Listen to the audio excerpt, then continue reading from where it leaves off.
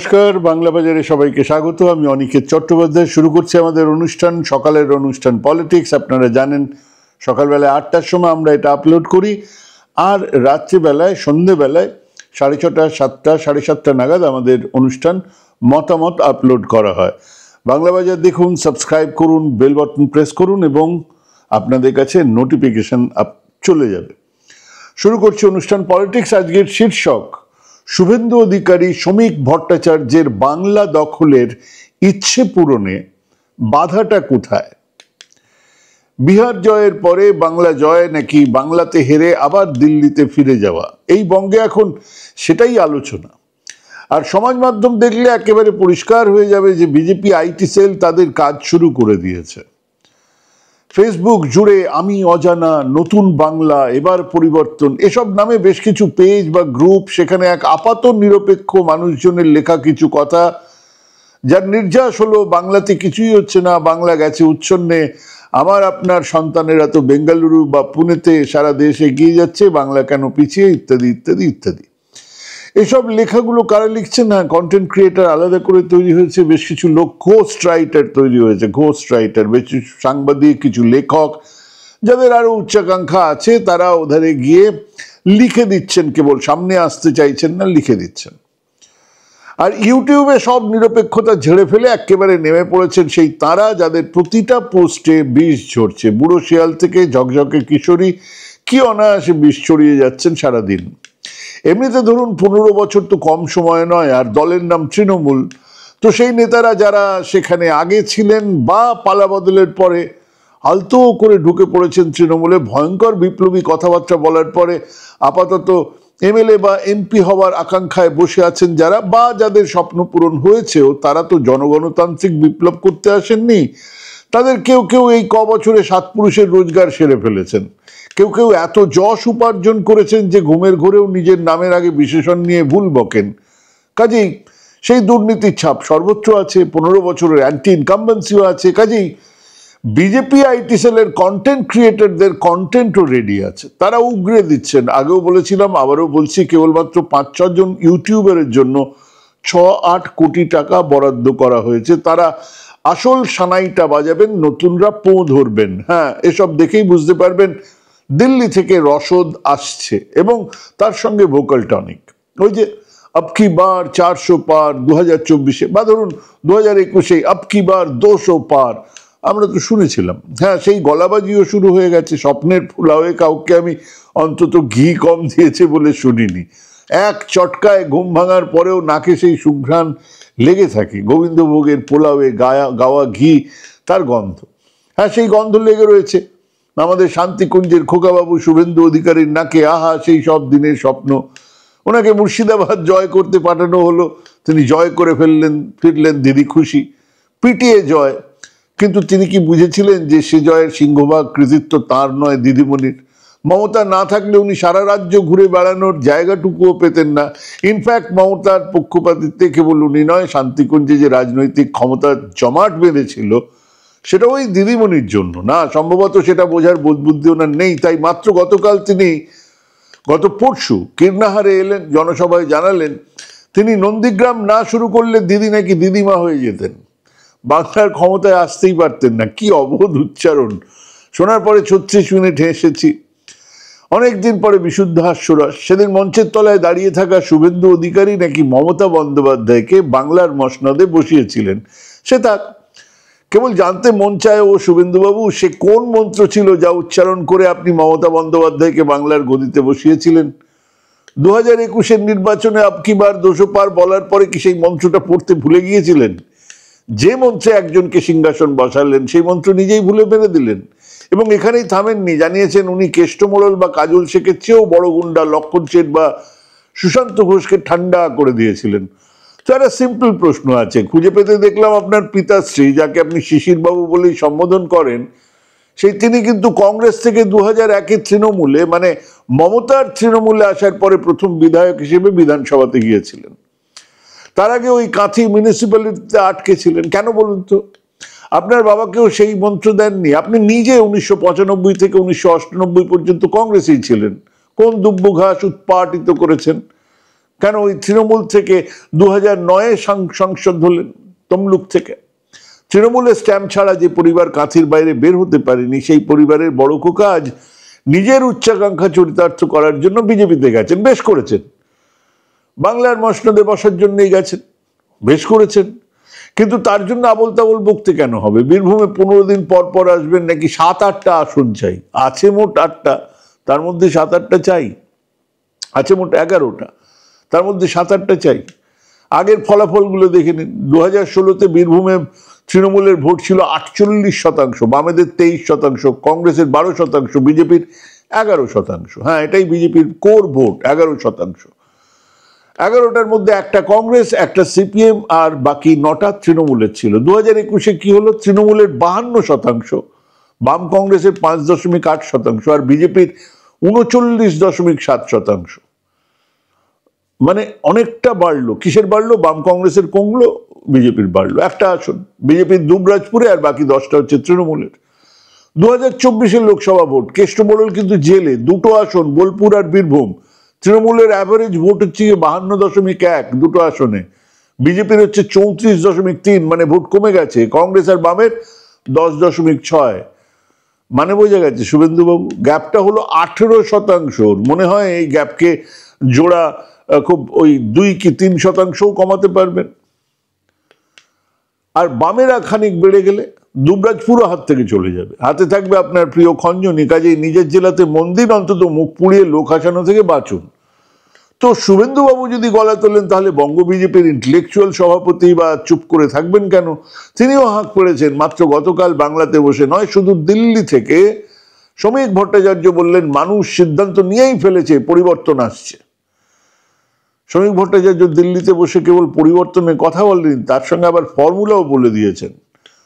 কোন ফর্মুলাতে কাজ হবে, মানে কাজ এই পরিবর্তন হবে। তিনি বলেছেন যে 2011-তে সিপিএম এর লৌহ কঠিন সংগঠনকে উপড়ে ফেলে মানুষ দুর্বল তৃণমূলকে ক্ষমতায় বসিয়েছিল। মানে সিপিএম 2011-তে একটা লৌহ কঠিন সংগঠন ছিল, আর তৃণমূল ছিল ভারী দুর্বল।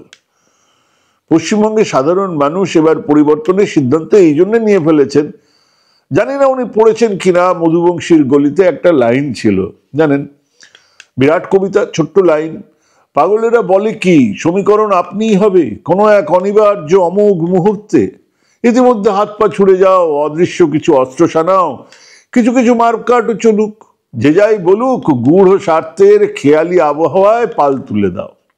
আসলে বঙ্গ বিজেপির নেতারা অমিত শাহর উপদেশাবলীর কিছু পাতা পড়েছেন।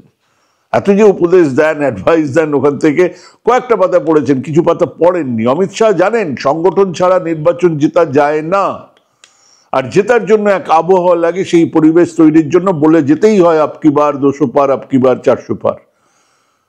তো বঙ্গ বিজেপির নেতারা কেবল দ্বিতীয় ভাগের কাজটা মন দিয়ে করছেন। সেই চালচিত্রে রাজ্য সভাপতি হিসেবে একটু বেড়ে খেলতে গিয়ে শ্রমিকবাবু জানালেন, 2011-তে তৃণমূল দুর্বল ছিল, কিন্তু তা সত্ত্বেও মানুষ অমন শক্তিশালী সিপিএমকে হারিয়ে তৃণমূলকে এনেছিল।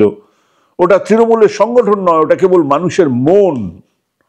এসব বলে যা বোঝানোর চেষ্টা করলেন তা হলো, আমাদের সংগঠন নেই, তাতে কি? আমরা মাত্র 30% বিএলএ-কে মাঠে নামাতে পেরেছি, তাতে কি? মানুষই তৃণমূলকে হারিয়ে দেবে। একটু হিসেব দেখুন। 2001-এ বামেরা 45% মতো ভোট পেয়েছিল, তৃণমূল আর জাতীয় কংগ্রেস 39% ভোট। বেশ, 2006-এ বামেরা 48% ভোট পেল, কংগ্রেস আর তৃণমূল আলাদা আলাদা লড়েছিল। 26% তৃণমূল আর 26.64, আর কংগ্রেস 14.71। মানে মোট দুজনে মিলিয়ে কিন্তু 41% ভোট। 2009 কংগ্রেস আর তৃণমূলের জোট হলো সেবার লোকসভাতে। তৃণমূল কংগ্রেস জোট পেয়েছিল 45, বামেরা 43। মানে সেই রাজ্য জুড়ে জমি অধিগ্রহণের বিরুদ্ধে লড়াই যা 2006 থেকে শুরু হয়েছিল, সেই সময় বামেদের সংগঠন ভাঙতে থাকে, তৃণমূলের সংগঠন বাড়তে থাকে। যার বড় প্রতিফলন হয় 2009-এ, যেখানে মোট আসন 9 ভোট শতাংশে, মোট আসন এগিয়েছিল বাম, কিন্তু ভোট শতাংশে এগিয়ে যায় তৃণমূল। বাকি 2 বছর বুদ্ধবর্ষের যে সরকার ছিল, লেম অ্যান্ড ডাক, সংগঠন মায়ের ভোগে, যার পরিণাম 2011-তে তৃণমূল জোট 48%, বামফ্রন্ট 40%। দীর্ঘ লড়াই, প্রতিটা ক্ষেত্রে লড়াই, প্রতিটা ক্ষেত্রে রাস্তা, প্রতিটা ক্ষেত্রে মমতা রাস্তা আটকে দিচ্ছেন, রাজ্য স্তব্ধ হয়ে যাচ্ছে। এধারে সিঙ্গুর, ওধারে নন্দীগ্রাম। এই লড়াইয়ের ফলে এবং ধারাবাহিকভাবে তারা বাড়ছেন, সিপিএম কমছে।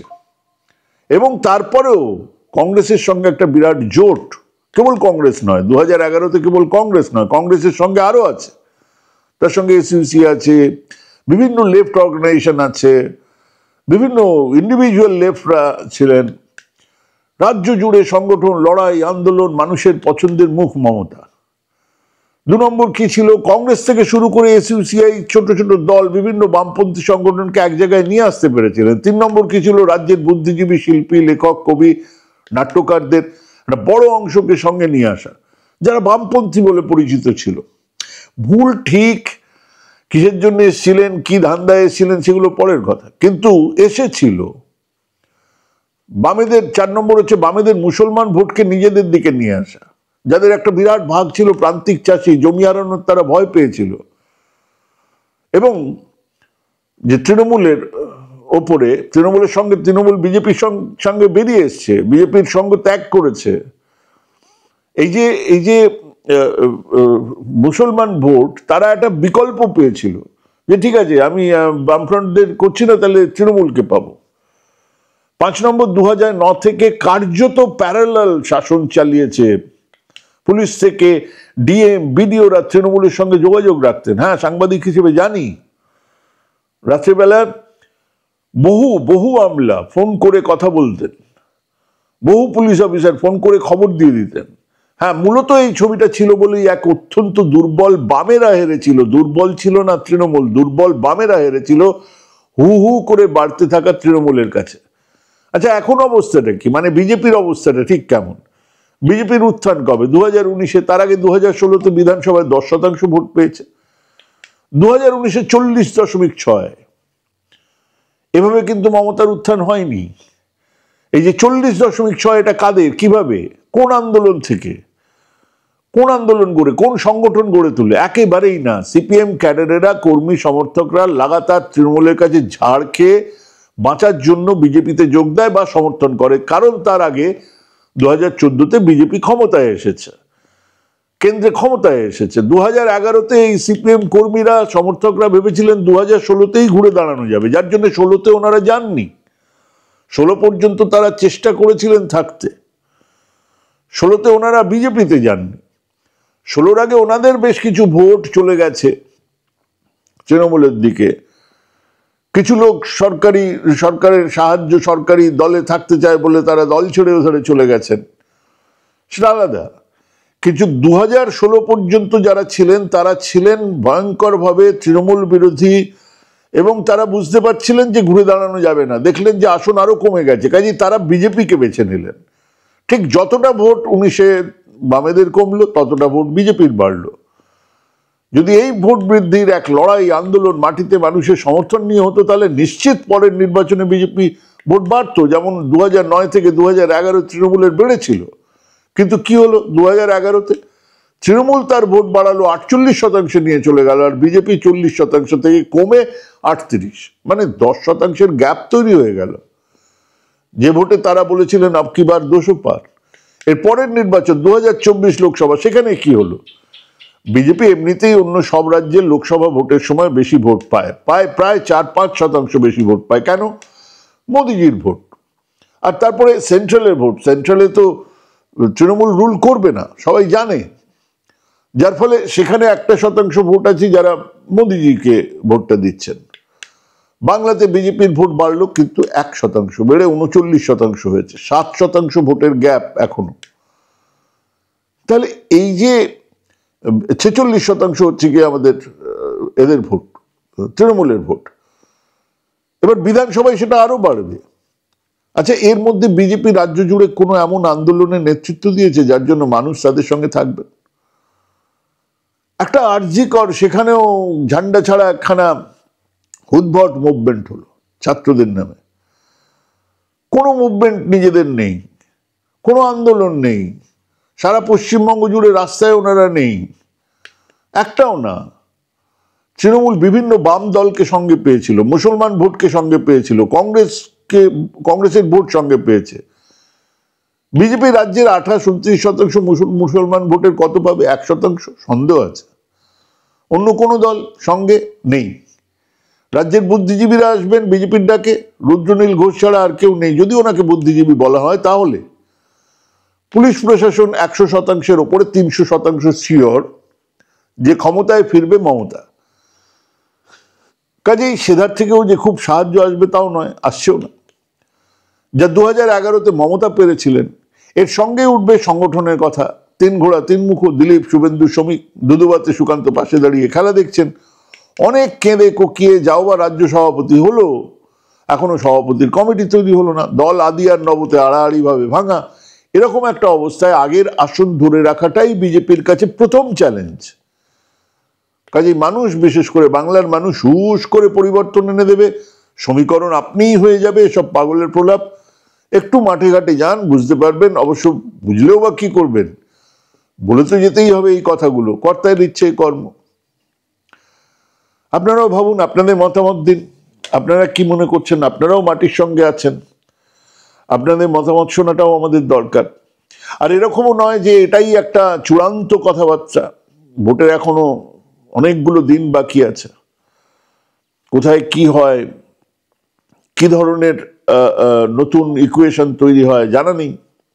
দেখা যাবে কতজন দল ছাড়েন, কতজন দল এধার থেকে ওধারে যান। কেউ সমাজসেবা করতে আসেননি, দেশ সেবা করতে আসেননি, মানুষের সেবাও করতে আসেননি।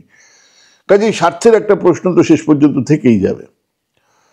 কিন্তু এখনো পর্যন্ত বিজেপি যে জায়গায় দাঁড়িয়ে আছে, তাতে গতবারের আসন ধরে রাখাটাই বিজেপির কাছে একটা বিরাট চ্যালেঞ্জ। ভাবুন, ভাবতে থাকুন, ভাবা প্র্যাকটিস করুন। ভালো থাকবেন, সুস্থ থাকবেন। আজকে এখানেই শেষ করছি। নমস্কার।